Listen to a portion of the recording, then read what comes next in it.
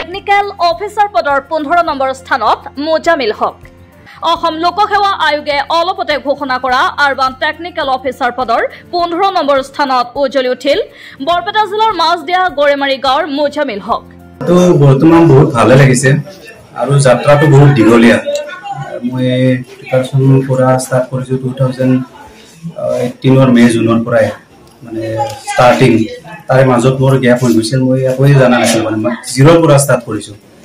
তো লং জাৰ্ণি আছিল বহুত মানে ইফাল সিফাল হৈছে আৰু টাইমটো কেতিয়াবা ভাল কেতিয়াবা বেয়া ঠিক সেনেকুৱা আৰু।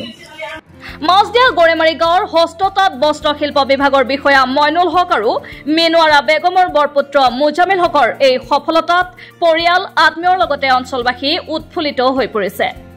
মেধাৱী ছাত্ৰ মোজামিল হকে গাঁওখনলৈ সুনাম কঢ়িয়াই অনাত মাছদিয়া গৰেমাৰী গাঁও উন্নয়ন সমিতিয়ে সন্তোষ প্ৰকাশ কৰিছে।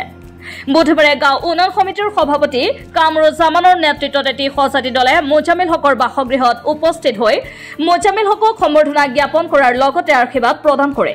আমি আশা ৰাখিছোঁ যে এওঁৰ পৰা আমি এটা আশা ৰাখিম যে এইখন গাঁৱৰ যে বাকী আৰু আমাৰ যিখিনি উঠি অহা ল'ৰা ছোৱালী আছে তেওঁলোকে যাতে ভাল ৰিজাল্ট কৰিব পাৰে আৰু তেওঁৰ পৰা যাতে প্ৰেৰণা পায় তেওঁ কৰ্মৰত অৱস্থাত থাকি দেশৰ আমাৰ ৰাজ্যৰ যিকোনো কাম কাজ ভালদৰে কৰি আমাৰ গাঁওখনৰ যদি উন্নতি আনিব পাৰে একে সময়তে তাৰ কাৰণে আমি আশা ৰাখিছোঁ আৰু তেওঁৰ ভৱিষ্যত মংগল কামনা কৰি আমি আজি গামোচা প্ৰদান কৰিলোঁ।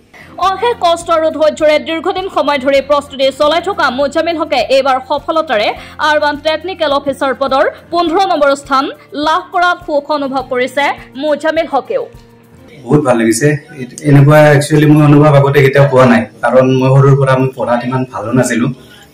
তো মই নিজকে এজন ভাল ব্যক্তি হিচাপে মই সমাজত প্ৰতিষ্ঠিত কৰিব বিচাৰিছিলোঁ আগৰ পৰাই, কিন্তু মই আগৰ পৰা পৰা নাছিলোঁ। কিন্তু যিয়ে নহওক ডিগ্ৰী পাছ কৰাৰ পিছত হ'লেও মই এটা ট্ৰাই কৰিছোঁ আৰু মোৰ ফালৰ পৰা যিমানখিনি পাৰোঁ মই হাৰ মানি যোৱা নাছিলোঁ। আৰু এতিয়া সকলোৱে আগবাঢ়ি আহিছে মোৰ কাৰণে এটলিষ্ট এজনে ভাল ৰিজাল্ট কৰিলে বুলি মই বহুত সুখী আৰু। News desk report Assam voice.